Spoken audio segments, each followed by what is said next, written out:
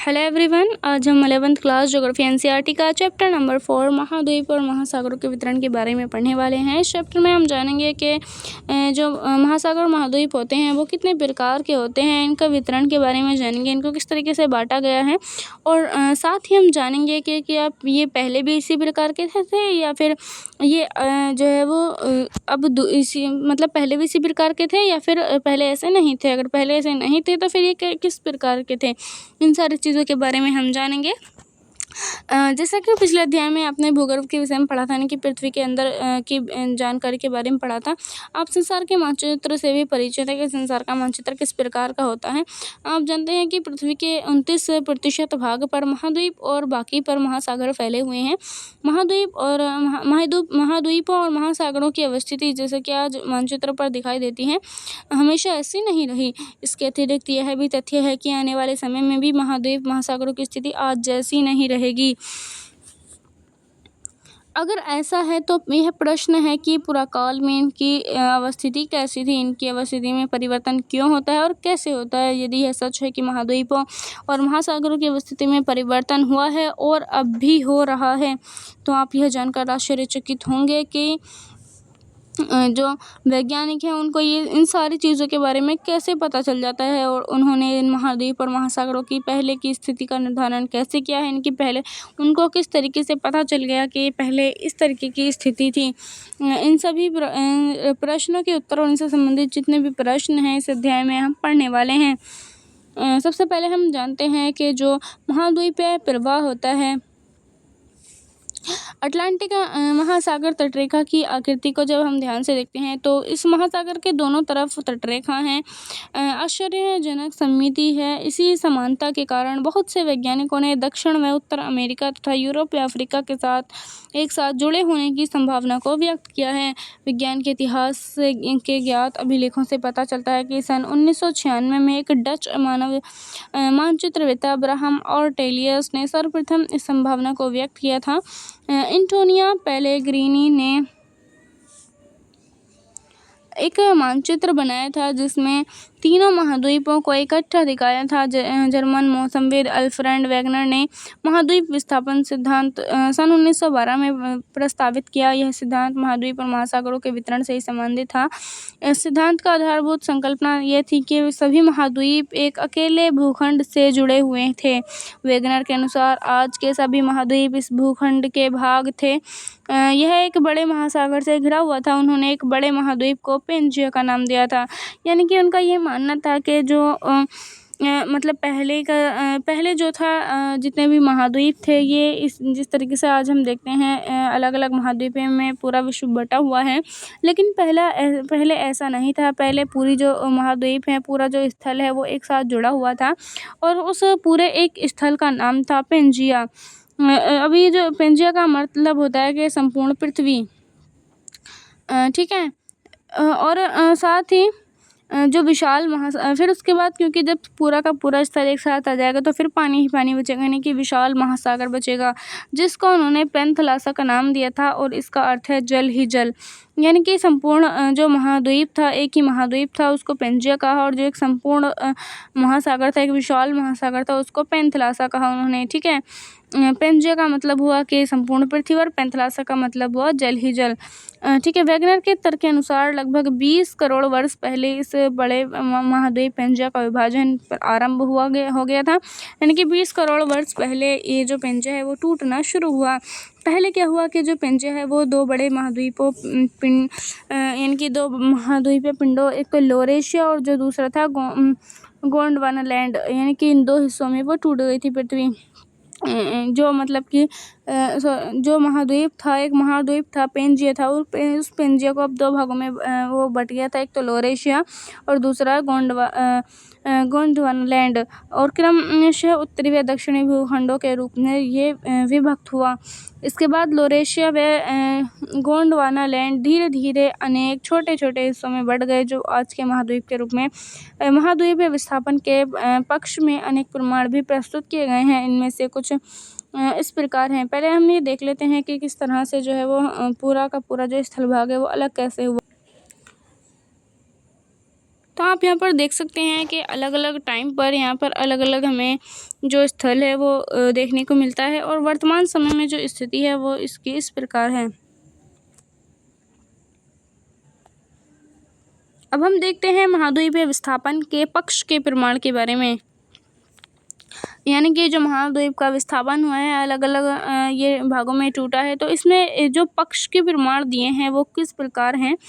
महाद्वीपों के साम्य दक्षिण अमेरिका व अफ्रीका के आमने सामने की तटरेखाएं अद्भुत व त्रुटि रहित साम्य दिखाती हैं। यह भी ध्यान देने योग्य है कि 1964 ईस्वी में बुलार्ड ने एक कंप्यूटर प्रोग्राम की सहायता से अटलांटिक तटों को जोड़ते हुए एक मानचित्र तैयार किया था। तटों का यह साम्य बिल्कुल सही सिद्ध हुआ। साम्य बिठाने की यह कोशिश आज की तटरेखा की अपेक्षा 1000 फैदम की गहराई की तटरेखा के साथ की गई थी। महासागरों के पार चट्टानों की आयु में समानता। आधुनिक समय में विकसित की गई रेडियोमेट्रिक काल निर्धारण विधि से महासागरों के पार महाद्वीपों की चट्टानों के निर्माण के समय को सरलता से जाना जा सकता है। 200 करोड़ वर्ष प्राचीन शैल समूहों का एक पट्टी ब्राज़ील तट और पश्चिमी अफ्रीका के तट पर मिलती है, जो आपस में मेल खाती हुई हैं। दक्षिण अमेरिका व अफ्रीका की तटरेखा के साथ पाए जाने वाले आरंभिक समुद्री निक्षेप जुरेसिक काल के हैं, जिससे पता चलता है कि इस समय से पहले महासागर की उपस्थिति वहाँ नहीं थी। अब हम देखते हैं टिलाइट के बारे में। टिलाइट वे अवसादी चट्टानें हैं जो हिमानी निक्षेपण से निर्मित होती हैं। यानी कि टिलाइट क्या है, एक अवसादी चट्टानें हैं। भारत में पाए जाने वाले गोंडवाना श्रेणी के तलछटों के प्रतिरूप दक्षिण गोलार्ध के 6 विभिन्न स्थल खंडों में मिलती हैं। गोंडवाना श्रेणी के आधार तल में घने टिलाइट हैं जो विस्तृत व लंबे समय तक हिम आवरण या हिम आच्छादन की ओर इंगित करते हैं। इसी क्रम के प्रतिरूप भारत के अतिरिक्त अफ्रीका, फॉकलैंड द्वीप, मेडागास्कर, अंटार्कटिका और ऑस्ट्रेलिया में मिलते हैं। गोंडवाना श्रेणी के तलछटों का यह समानता स्पष्ट करती है कि इन स्थलखंडों के इतिहास में भी समानता रही है। हिमानी निर्मित टिलाइट चट्टानें पुरातन जलवायु यानी कि बहुत ही पुरानी जो जलवायु है और महाद्वीपों का जो विस्थापन है उनके स्पष्ट प्रमाण ये प्रस्तुत करता है। प्लेसर निक्षेप। घाना तट पर सोने के बड़े निक्षेपों की उपस्थिति व उद्यम चट्टानों की अनुपस्थिति व आश्चर्यजनक तथ्य हैं। सोना युक्त शिराएं ब्राज़ील में पाई जाती हैं, तो यह स्पष्ट है कि घाना में मिलने वाली सोने की जो निक्षेपें हैं वो ब्राज़ील पठार में से उस समय निकले होंगे जब ये दोनों महाद्वीप एक दूसरे से जुड़े हुए थे। यानी कि जब दोनों जो महाद्वीप हैं जब आपस में जुड़े हुए थे, तो तब ऐसा माना जाता है कि उस टाइम पर जो है वो ये जो सोने की शिराएं हैं वो वहाँ पर निकली होंगी। ठीक है, अब हम देखते हैं जीवाश्मों के वितरण के बारे में। यदि समुद्री अवरोधक के दोनों विपरीत किनारों पर जल व स्थल में पाए जाने वाले पौधों व जंतुओं की समान प्रजातियां पाई जाती हैं, तो उनके वितरण की व्याख्या में समस्याएं उत्पन्न होती हैं। यानी कि अगर हम देखते हैं कि जो अलग अलग क्षेत्रों मतलब कि एक जैसे जो क्षेत्र होते हैं, मतलब मान लीजिए मतलब मान लीजिए अगर 2 विपरीत किनारे हैं लेकिन एक जैसे हैं वो, तो उसमें क्या होगा कि जो जंतु हैं और पौधे हैं वो समान उनकी प्रजातियां अगर पाई जाती हैं, तो उनका जो वितरण है, उनका जो बंटवारा है, उनकी जो व्याख्या, उनके अंतर्गत समस्याएं काफ़ी ज़्यादा उत्पन्न हो जाती हैं। इस परीक्षण से कि लेमूर भारत, मेडागास्कर व अफ्रीका में मिलते हैं। कुछ वैज्ञानिकों ने इन तीनों स्थल खंडों को जोड़कर एक सतत स्थल खंड लेमुरिया की इस उपस्थिति को स्वीकारा है। मेसोसारस के नाम से छोटे रेंगने वाले जीव केवल उथले खारे पानी में ही रह सकते हैं। इनकी अस्थियां केवल दक्षिण अफ्रीका के दक्षिणी केप प्रांत और ब्राज़ील के इरावल शैल समूह में ही मिलते हैं। ये दोनों स्थान आज एक दूसरे से 4800 किलोमीटर की दूरी पर हैं और इनके बीच एक महासागर विद्यमान है। अब हम देखते हैं कि जो प्रवाही संबंधी बल होते हैं, इनके फोर्स ऑफ ड्रिफ्टिंग होते हैं, उनके बारे में हम जानते हैं। वेगनर के अनुसार महाद्वीपीय विस्थापन 2 कारणों से होता है। एक तो पोलर यानी कि जो ध्रुव होते हैं वहाँ पर एक तरीके का विस्थापन होता है, और साथ ही एक होता है ज्वारीय बल के कारण। यानी कि एक ये जो बल हैं वो जैसे ये जो महाद्वीप हैं ये अलग अलग हुए हैं, इनके 2 कारण होते हैं। इनके ऊपर 2 प्रकार के बल लगते हैं, जिस वजह से जो है ये जो महाद्वीप के हिस्से हैं अलग अलग जो आज हुए हैं वो इसी कारण से है, ऐसा माना जाता है। अब ये जो ध्रुवीय फ्लाइंग बल हैं, इनके बारे में हम सबसे पहले जानते हैं। ध्रुवीय फ्लाइंग बल जो होते हैं वो पृथ्वी के घूर्णन से संबंधित होते हैं, यानी कि पृथ्वी जब अपनी अक्ष पर घूमती है तो इससे ये संबंधित होते हैं। जैसे कि हम जानते हैं कि जो पृथ्वी क्या करती है वो संपूर्ण गोले जैसी नहीं है, बल्कि जो भूमध्य रेखा है, यानी कि जो भूमध्य रेखा है यहाँ से उभरी हुई है और यहाँ से चपटी है। अब जब लगातार ये अपने अक्ष पर ही घूमती रहेगी तो इससे क्या होगा कि जो ये बीच वाला भाग है वो बाहर को निकल जाएगा, ऐसा माना जाता है। तो इस वजह से क्या होता है कि इसी वजह से जो बीच की जो हमारी पृथ्वी है बीच की, ये उभरी हुई है इसके घूर्णन की वजह से, ठीक है। और जो दूसरा बल है जो वेगनर महोदय ने सुझाया था वह ज्वारीय बल है, जो कि सूर्य व चंद्रमा के आकर्षण से संबंधित है। यानी कि जो ज्वारीय बल होता है, यानी कि जब ज्वार पृथ्वी के जब समुद्र होते हैं तो समुद्र में जब ज्वार आ जाता है, एक तरीके का ज्वारीय बल उसमें लगता है, तो उसके दो कारण उन्होंने बताए थे, एक तो सूर्य और दूसरा होता है चंद्रमा। यानी कि जब ये दोनों आपस में अपनी तरफ को आकर्षण करते हैं, यानी कि जब ये अपनी तरफ को पानी को आकर्षित कर देते हैं तो पानी के अंदर एक प्रकार का उभार आ जाता है, जिसको ही ज्वार कहा जाता है, यानी कि ज्वारीय बल उसको कहा जाता है, जिससे महासागरों में ज्वार पैदा होता है। और वेगनर का मानना था कि करोड़ों वर्षों के दौरान ये बल प्रभावशाली होकर विस्थापन के लिए सक्षम हो गए। यद्यपि बहुत से वैज्ञानिक इन दोनों ही बलों को महाद्वीपीय विस्थापन के लिए सर्वथा अपर्याप्त समझते हैं, यानी कि बहुत सारे वैज्ञानिक ऐसे हैं कि इन दोनों बलों को मानते ही नहीं कि इससे जो है वो विस्थापन हुआ होगा। संवहन धारा सिद्धांत को अब हम समझते हैं। 1930 के दशक में आर्थर होम्स ने मेंटल भाग में संवहन धाराओं के प्रभाव की संभावना व्यक्त की थी। ये धाराएं रेडियो एक्टिव तत्वों से उत्पन्न ताप भिन्नता से मेंटल भाग में उत्पन्न होती हैं। होम्स ने तर्क दिया कि पूरे मेंटल भाग में इस प्रकार की धाराओं का तंत्र विद्यमान है, यानी कि पृथ्वी के अंदर जैसे हम पढ़ते हैं कि जो ऊपर का भाग है वो परपटी है, फिर मेंटल है, फिर क्रोड या फिर कोर है। तो बीच वाला जो भाग है मेंटल, वहाँ की यहाँ पर बात की जा रही है।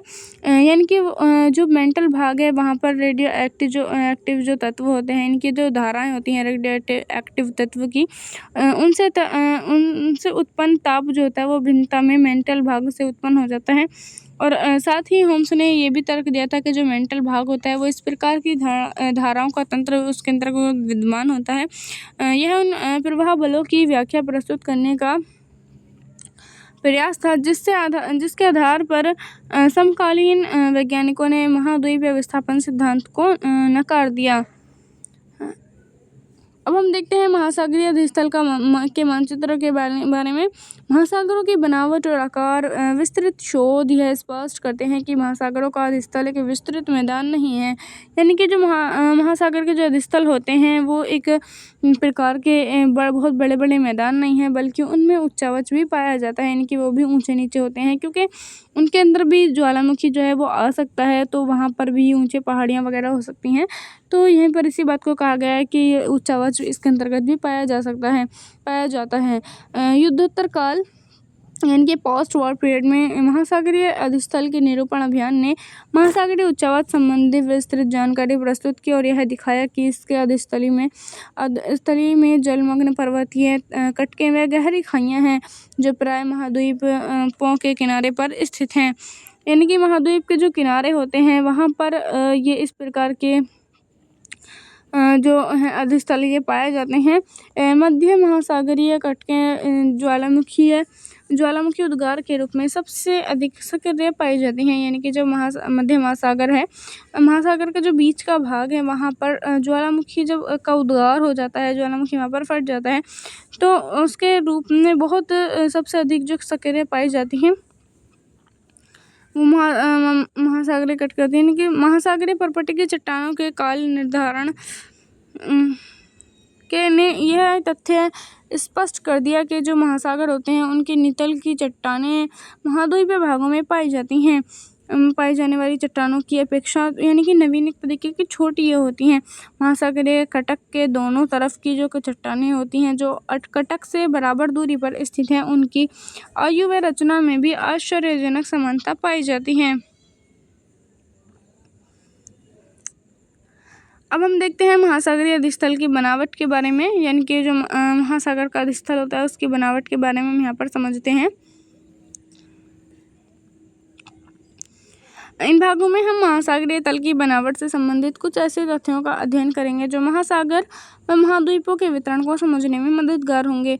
महासागरीय तल की आकृतियाँ अध्याय 13 में हम इनके बारे में पूरे विस्तार से पढ़ेंगे, यानी कि महासागर का जो तल है उसकी किस प्रकार किससे आकृतियाँ हैं इसके बारे में।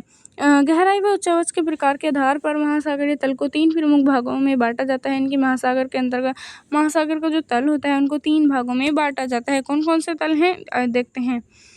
एक तो महाद्वीपीय सीमा और दूसरा है गहरे समुद्री बेसिन जिसे वितलीय मैदान भी कहा जाता है, और साथ ही तीसरे होते हैं मध्य महासागरीय कटक। अब हम देखते हैं यहाँ पर महाद्वीपीय सीमा के बारे में। ये महाद्वीपीय किनारे और गहरे समुद्री बेसिन के बीच का भाग है, यानी कि जो महाद्वीप का जो किनारा होता है और जो बीच का जो भाग होता है, गहरे समुद्री बेसिन के जो बीच का भाग होता है वहाँ पर का इतना जो हिस्सा है वो महाद्वीपीय सीमा कहलाता है। इसमें महाद्वीपीय मगध तट, महाद्वीपीय ढाल, महाद्वीपीय उभार और गहरी महासागरीय खाइयाँ आदि शामिल हैं। महासागरों व महाद्वीपों के वितरण को समझने के लिए गहरी महासागरीय खाइयों के क्षेत्र विशेष महत्वपूर्ण और रोचक होते हैं, यानी कि इतना जो क्षेत्र आता है जहाँ पर महाद्वीपों का मग्न तट हो, महाद्वीपों का ढाल हो, महाद्वीप का उभार हो, महाद्वीपीय ऐसा गहरी जो महासागर की खाइयाँ होती हैं, इनके बीच का जो क्षेत्र होता है, तो ये जो क्षेत्र है ये होता है महाद्वीपीय सीमा, यानी कि एक तरीके से जो महाद्वीप है उसके जो बिल्कुल किनारे वाला जो क्षेत्र होता है वो, ठीक है। और जो दूसरा भाग बांटा गया है इसके अंतर्गत वो होते हैं वितलीय मैदान, यानी कि ये विस्तृत मैदान महाद्वीपीय तटों व महासागरीय कटकों के बीच पाए जाते हैं, यानी कि जो महासागरीय कटक होते हैं उनके और साथ में जो महाद्वीपीय तट के बारे में हमने जाना उनके बीच में ये वितलीय मैदान पाए जाते हैं। और ये वितलीय मैदान वह क्षेत्र है जहाँ महाद्वीपों से बहाकर लाए गए अवसाद इनके तटों पर दूर निक्षेपित होते हैं, यानी कि ये वो स्थान होते हैं जहाँ पर महाद्वीपों से नदियों के द्वारा जब अवसाद लाए जाते हैं तो ये यहीं पर इकट्ठे होते हैं वितलीय मैदानों में, जो कि दूर निक्षेपित होते हैं। यानी कि अगर हम एक तरीके से कहें तो इस तरीके से जो बिल्कुल तटीय वाला क्षेत्र हो गया तो वो ये ऊपर वाला हो गया, ठीक है। फिर उसके बाद जो आगे वितलीय मैदान हो गया, फिर उसके बाद बीच वाला जो आ गया वो कटक आ गया। इस तरह से मध्य महासागरीय घटक आपस में जुड़े हुए पर्वतों की एक श्रृंखला बनाती है। महासागरीय जल में डूबी हुई यह पृथ्वी के धरातल पर पाई जाने वाली संभवतः सबसे लंबी पर्वत श्रृंखला है। इन घटकों के मध्य शिखर पर एक रिफ्ट, एक प्रभाजक पठार और इसकी लंबाई के साथ साथ पार्श्व मंडल इसकी विशेषता है। मध्यवर्ती भाग में उपस्थित द्रोणी वास्तव में सक्रिय ज्वालामुखी क्षेत्र है। पिछले अध्याय में मध्य महासागरीय ज्वालामुखी के रूप में ऐसी ज्वालामुखी की जानकारी दी गई है जो कि हम पढ़ चुके हैं, ठीक है। यानी कि इस तरह से जो है वो क्योंकि जो वितलीय मैदान होते हैं हम यहाँ पर समझते हैं कि जो वितलीय मैदान है कि यहीं पर अवसाद क्यों आते हैं, क्योंकि जैसे नदियाँ आती हैं जो क्षेत्र होते हैं, मान लीजिए कि ये महासागर है और यहाँ पर ये महाद्वीप है। महाद्वीप से जब ये नदियाँ बहुत तेज़ी से आएंगी तो एकदम से आकर यहाँ तो रुकेंगी नहीं, बल्कि एकदम से आकर के ये बीच में आकर के यहाँ पर रुकेंगी। तो ये जो वाला जो भाग होता है वितलीय मैदान, यहीं पर आकर के अवसाद रुक जाते हैं और इसी को वितलीय मैदान कहा जाता है, ठीक है। और ये जो साइड वाला बचता है ये कहलाता है महाद्वीपीय सीमा, ठीक है।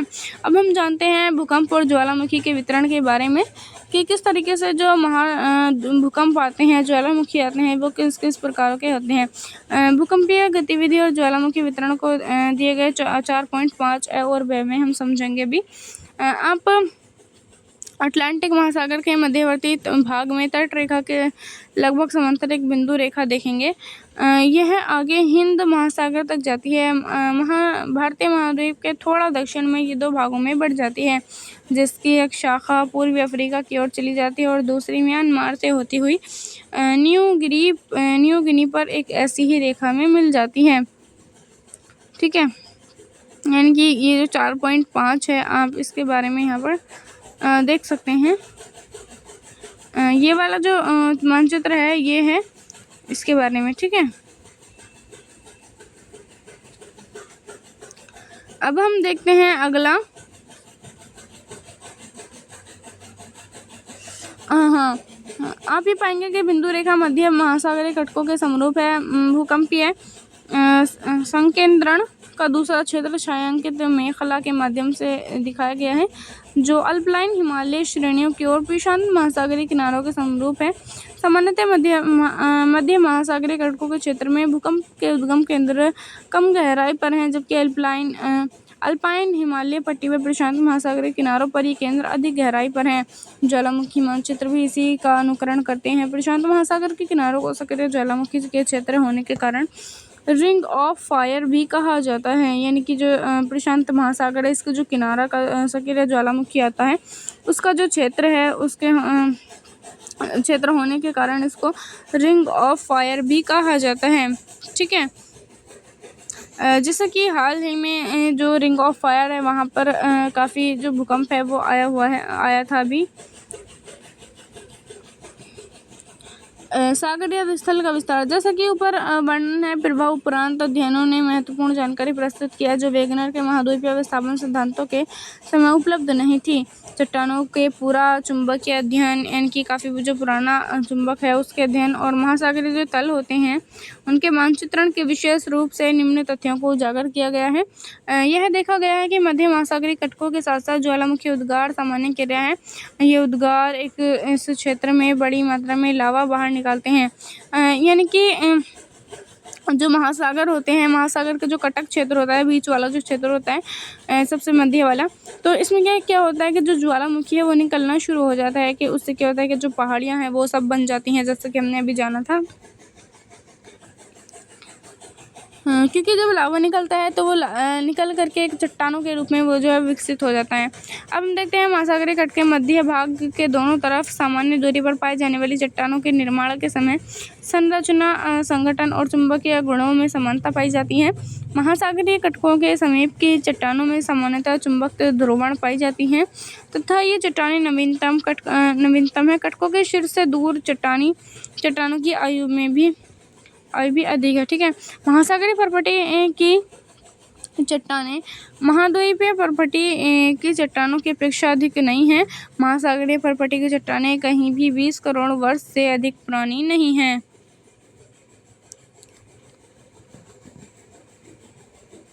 तो आप यहाँ पर देख सकते हैं कि जो सागर का आदि स्थल होता है उसका किस प्रकार से यहाँ पर विस्तार के उसके बारे में दिखाया गया है।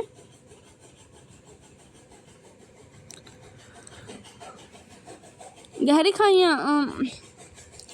खाइयों में भूकंप के उद्गम अधिक गहराई पर हैं, जबकि मध्य महासागरीय कटक के क्षेत्र में भूकंप उद्गम केंद्र कम गहराई पर विद्यमान है।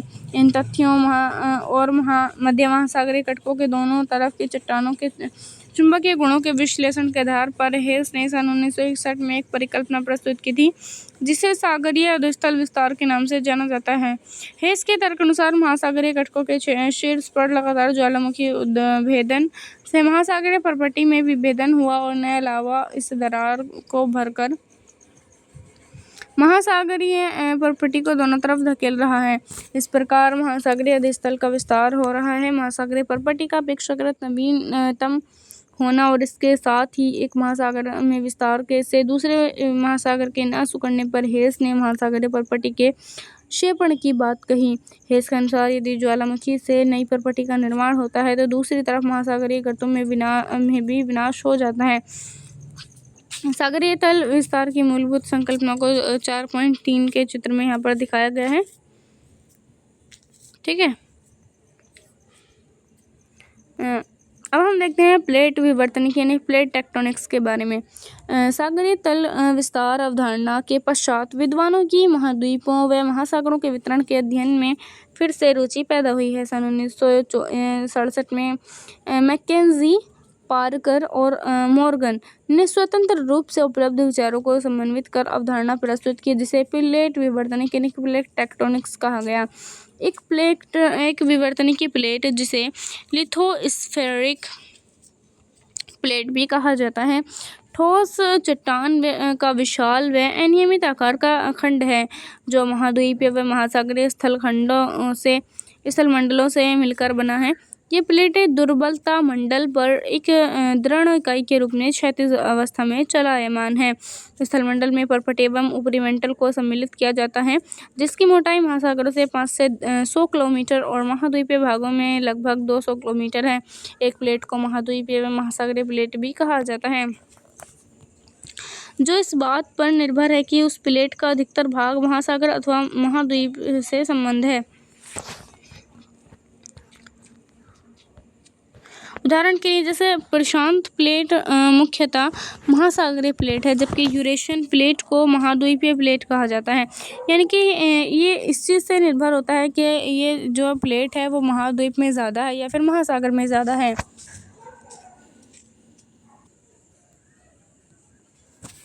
प्लेट विवर्तन के सिद्धांत के अनुसार पृथ्वी का स्थलमंडल 7 मुख्य प्लेटों व कुछ छोटे प्लेटों में विभक्त है। नवीनतम वलित पर्वत श्रेणियां, खाइयां और भ्रंश इन प्लेटों को सीमांकित करते हैं। प्रमुख प्लेट इस प्रकार हैं।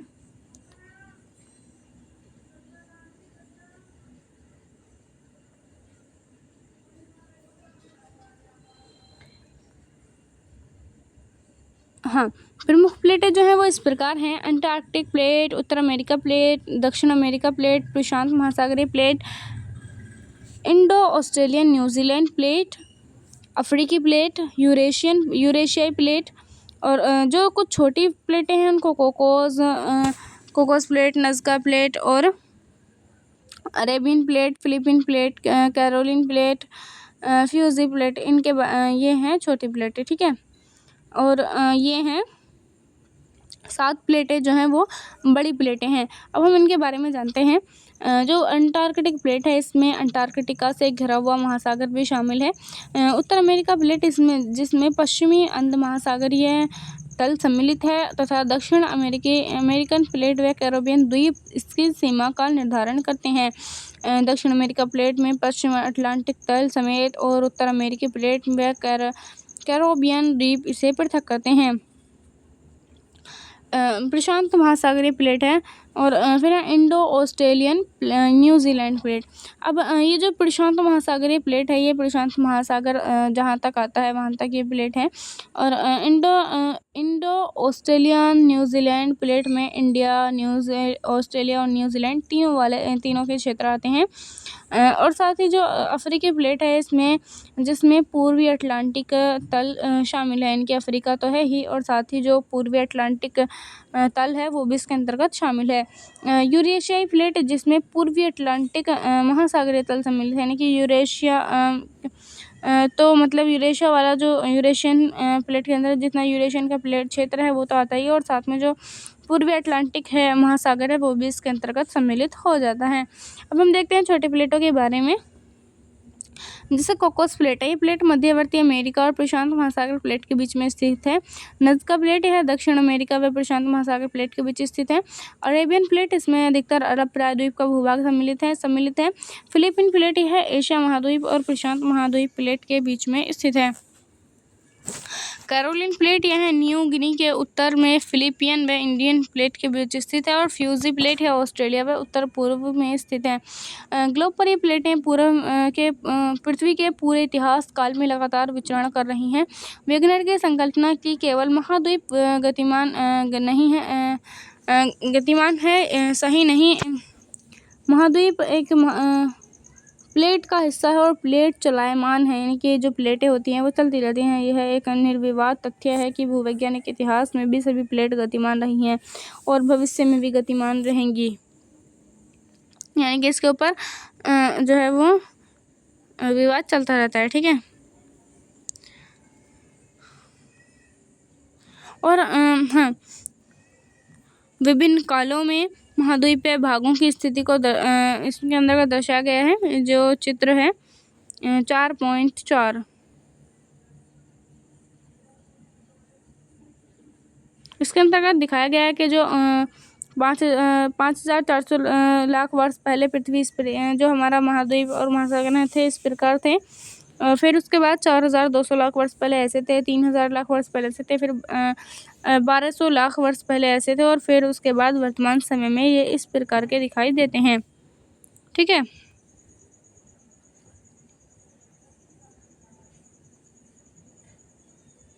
वेगनर के अनुसार आरंभ में सभी महाद्वीपों से मिलकर बना एक सुपर महाद्वीप पेंजिया के रूप में विद्यमान था। यद्यपि बाद में खोजों ने स्पष्ट किया कि महाद्वीपीय पिंड जो प्लेट के ऊपर स्थित है भूवैज्ञानिक काल पर्यंत चलायमान थे और पेंजिया अलग अलग महाद्वीप खंडों के अभिसरण से बना था। यानी कि फिर उसके पहले तो यही कहा गया कि जो पेंजिया है वो एक था, फिर उसके बाद अलग अलग भागों में बट गया, लेकिन उसके बाद स्पष्ट किया गया कि ये जो है मतलब कि बहुत सारी खोजें की गई और उसके बाद ये बात स्पष्ट की गई कि ये जो प्लेटें हैं महाद्वीपीय प्लेटें वो चलती ही रहती हैं और इन चलने की वजह से ही एक टाइम ऐसा है कि जिसके अंतर्गत पेंजिया जो है वो बन गया था, जो कभी एक या किसी दूसरे प्लेट के हिस्से थे। पुराचुंबकीय आंकड़ों के आधार पर वैज्ञानिकों ने विभिन्न भूकालों में प्रत्येक महाद्वीपीय खंड की अवस्थिति निर्धारित की थी। यह भारतीय उपमहाद्वीप अधिकांशतः प्रायद्वीप भारत की अवस्थिति नागपुर क्षेत्र में पाई जाने वाली चट्टानों के विश्लेषण के आधार पर आंकी गई है। प्लेट संचरण के फलस्वरूप 3 प्रकार की जो प्लेटें हैं वो सीमाएं बनाती हैं। एक तो होती है अपसारी प्लेट, जब दो प्लेटें एक दूसरे से विपरीत दिशा में अलग हटती हैं और नई पट्टी का निर्माण होता है, इसे अपसारी प्लेट कहते हैं। वह स्थान जहाँ से प्लेट एक दूसरे से दूर जाती हैं दूर हटती है इन्हें प्रसारी स्थान कहा जाता है। अपसारी सीमा का सबसे अच्छा उदाहरण है मध्य अटलांटिक का तट का है। यहाँ से अमेरिकी प्लेट, उत्तर अमेरिकी व दक्षिण अमेरिकी प्लेटें तथा यूरेशियन व अफ्रीकन प्लेटें अलग हो रही हैं। अब देखते हैं हम अपसारी प्लेट के बारे में। यह एक प्लेट दूसरी प्लेट के नीचे धंसती है और जहाँ भूपटटी नष्ट हो जाती है वह अभिसरण सीमा है। वह स्थान जहाँ प्लेटें धंसती हैं इसे प्रविष्ठन क्षेत्र भी कहा जाता है। अभिसरण 3 प्रकार से हो सकता है, महासागरीय व महाद्वीपीय प्लेट के बीच, और दूसरा है इसमें 2 महासागरीय प्लेटों के बीच, और तीसरा होता है 2 महाद्वीपीय प्लेटों के बीच। यानी कि ये 3 प्रकार से अभिसरण हो सकता है, जब महासागर महाद्वीप एक साथ आए और जब 2 महासागर आए और 2 महाद्वीप आए। ठीक है, इस तरह से। अब हम देखते हैं रूपांतरण सीमा के बारे में। जहाँ ना तो कोई परपटी का निर्माण हो ना ही परपटी का विनाश हो तो उसे रूपांतरण सीमा कहा जाता है। इसका कारण है कि सीमा पर प्लेट एक दूसरे के साथ साथ क्षैतिज दिशा में सरक जाती है। रूपांतरण ब्रश में 2 प्लेट को अलग करने वाले तल हैं जो सामान्यतः मध्य महासागरीय कटकों से लंबवत स्थिति में पाए जाते हैं। क्योंकि कटकों के शीर्ष पर एक ही समय में सभी स्थानों पर ज्वालामुखी उद्गार नहीं होता है। ऐसे में क्या होता है कि जो पृथ्वी है उसकी अक्ष से दूर प्लेट के हिस्से विभिन्न प्रकार की गति करते हैं। इसके अतिरिक्त पृथ्वी के घूर्णन का भी प्लेट के अलग खंडों पर विभिन्न प्रभाव पड़ता है। जिसे प्लेट प्रवाह दरें सामान्य व उत्क्रम चुंबकीय क्षेत्र की पट्टियाँ जो मध्य महासागर के तट के समांतर हैं। प्लेट प्रवाह की दर समझने में वैज्ञानिकों के लिए सहायक सिद्ध हुई हैं। प्रवाह की दरें बहुत भिन्न हैं। आर्कटिक कटक की प्रवाह दर सबसे कम है, 2.5 सेंटीमीटर प्रति वर्ष से भी कम। ईस्ट द्वीप के निकट पूर्वी प्रशांत महासागरीय उभार जो चिली से 3,400 किलोमीटर पश्चिम की ओर दक्षिण प्रशांत महासागर में है, इसकी प्रवाह दर सर्वाधिक है जो 5 सेंटीमीटर प्रति वर्ष से भी अधिक है। अब हम देखते हैं प्लेट को संचालित करने वाले बल, यानी कि जो प्लेट है वो किस प्रकार से संचालित होती है, इस पर कौन कौन से बल लगते हैं। जिस समय वेगनर ने महाद्वीपीय विस्थापन सिद्धांत प्रस्तुत किया था उस समय क्या हुआ था कि जो अधिकतर ज़्यादातर वैज्ञानिक है उनका विश्वास था कि जो पृथ्वी है वो एक ठोस है, गति रहित पिंड है। यद्यपि सागरीय स्थल विस्तार और प्लेट विवर्तन की दोनों सिद्धांतों ने इस बात पर बल दिया था कि जो पृथ्वी है वह धरातल व भूगर्भ दोनों की स्थिति न होकर गतिमान है। प्लेट विचरण करती है। यह आज एक अकाट्य तथ्य है। ऐसा माना जाता है कि दृढ़ प्लेट के नीचे चलायमान चट्टानें वृत्ताकार रूप में चल रही हैं। उछल पदार्थ धरातल पर पहुंचता है, फैलता है और धीरे धीरे ठंडा हो जाता है, फिर गहराई में जाकर नष्ट हो जाता है और यही चक्र बारंबार दोहराया जाता है और वैज्ञानिक इसे संवहन प्रवाह कहते हैं। पृथ्वी के भीतर का जो ताप है उसकी जो उत्पत्ति है वो 2 माध्यमों से होती है। एक तो होता है कि जो रेडियोधर्मी होता है उसके जब क्षय हो जाता है और अवशिष्ट ताप की वजह से, दूसरा है विशिष्ट ताप की वजह से। और आर्थर होम्स ने सन 1930 में इस विचार को प्रतिपादित किया था कि जिसने बाद में हैरी हेस के सागरीय तल का विस्तार अवधारणा को प्रभावित किया। दृढ़ प्लेटों के नीचे दुर्बल व उथल मेंटल है जो प्लेट को प्रवाहित करती हैं।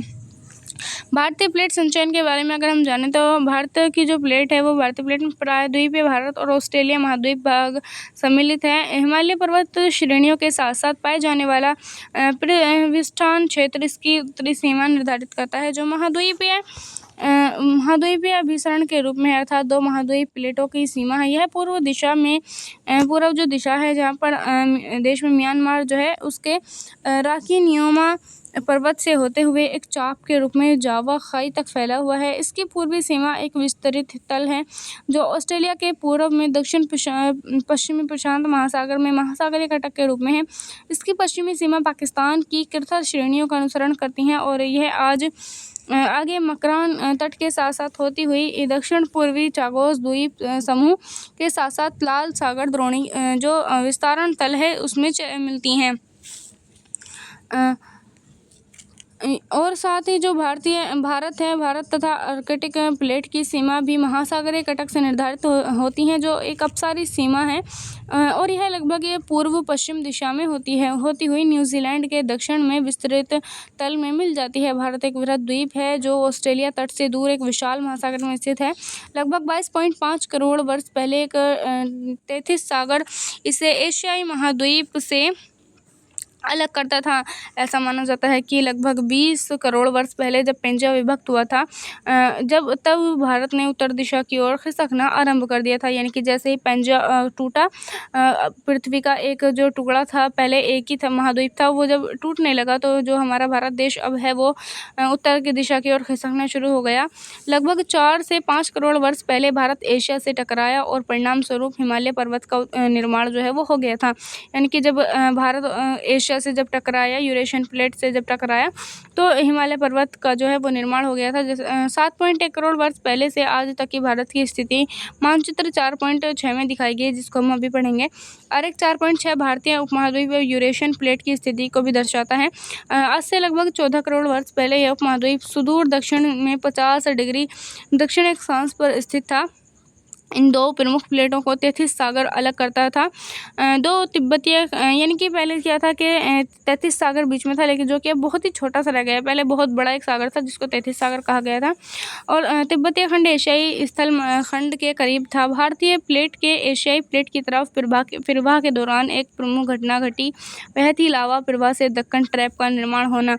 ऐसे लगभग 6 करोड़ वर्ष पहले आरंभ हुआ और एक लंबे समय तक यह जारी रहा। याद रहे कि यह उपमहाद्वीप तब भी भूमध्य रेखा के निकट था, लगभग 4 करोड़ वर्ष पहले, और इसके पश्चात हिमालय की उत्पत्ति प्रारंभ हो गई थी। वैज्ञानिकों का मानना है कि यह प्रक्रिया अभी भी जारी है और हिमालय की जो ऊंचाई है वो लगातार बढ़ रही है।